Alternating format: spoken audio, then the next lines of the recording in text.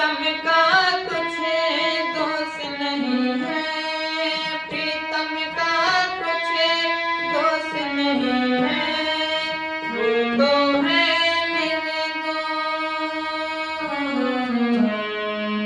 अपने आप से बातें करके हो गए मैं बदनाम, सांसों में माला के सुमिरों में पी रहा।